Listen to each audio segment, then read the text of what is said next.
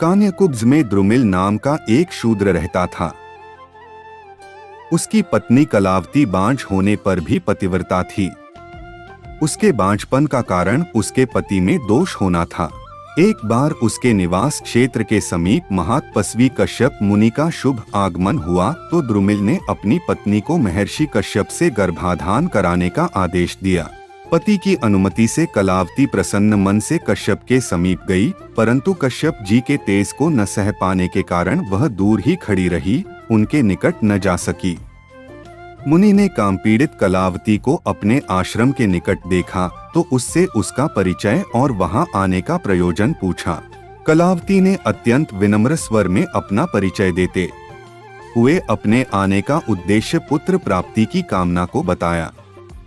कलावती ने यह भी निवेदन किया कि रति याचना करने वाली स्त्री को निराश करने से पुरुष को बहुत दोष लगता है। इसके अतिरिक्त जिस प्रकार अग्नि को कोई दोष नहीं लगता, उसी प्रकार समर्थ पुरुष के लिए कुछ भी अनुचित नहीं होता।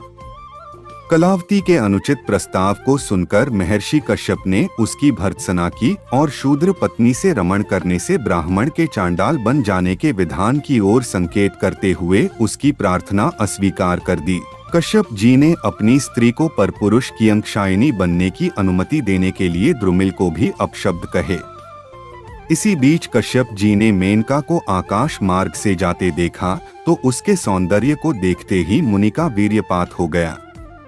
कलावती ने वह वीर्यपान कर लिया और पति के समक्ष जाकर सारा वृत्तांत कह सुनाया। द्रुमिल ने ब्रह्मवीर्य की यत्न से रक्षा करने और समय पर वैष्णव पुत्र उत्पन्न करने का निर्देश कलावती को दिया। द्रुमिल अपनी वंश वृद्धि की संभावना से संतुष्ट होकर बद्रीवन में चला गया और वहां तपश्चरण करते हुए प्राण त्याग दिए।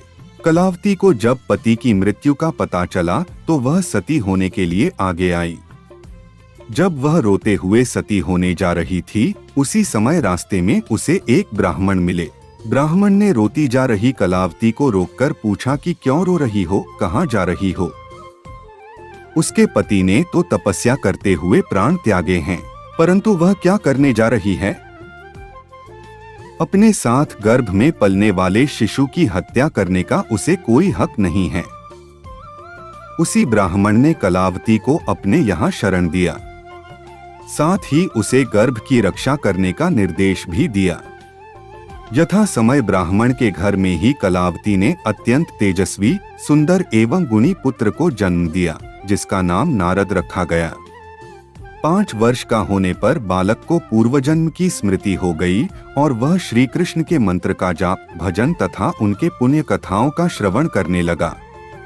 खेलकूद में ही बालक नारद श्री कृष्ण की मिट्टी की प्रतिमा बनाकर पूजा करने लगा। जब माँ उसे बुलाती तो बालक यही उत्तर देता कि पूजा से निवृत्त होकर आ जाऊंगा। इस प्रकार ब्राह्मण के घर बालक दिनों दिन बढ़ने लगा। ब्राह्मण कलावती को अपनी पुत्री मानकर उसका और उसके बालक का यथोचित पालन पोषण करने लगा। एक दिन ब्राह्मण के घर 5 वर्षीय 4 तेजस्वी ब्राह्मण बालक आए तो गृहस्थ ब्राह्मण ने आगंतुकों का मधुपर्क आदि से यथोचित स्वागत सत्कार किया और प्रणाम करके उन्हें फल पुष्पादि अर्पित किए। चारों ने स्वेच्छा से कुछ फल खाए और शेष फल उस बालक नारद को दे दिए। उनमें से एक बालक को भगवान श्री कृष्ण का मंत्र दिया और बालक ने माता की आज्ञा से उनका शिष्यत्व ग्रहण किया।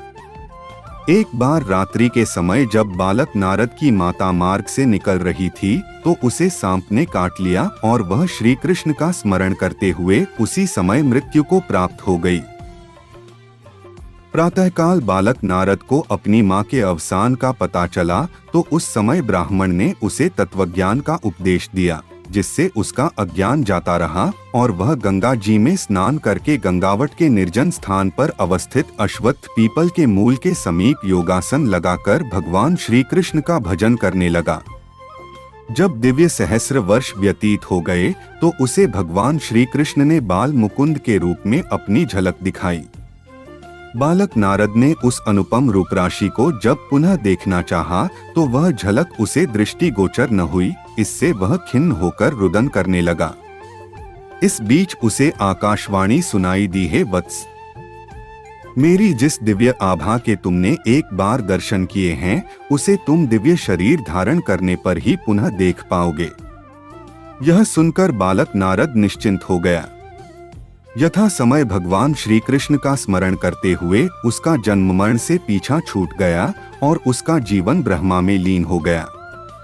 इस प्रकार नारद जी शाप से मुक्त हो गए।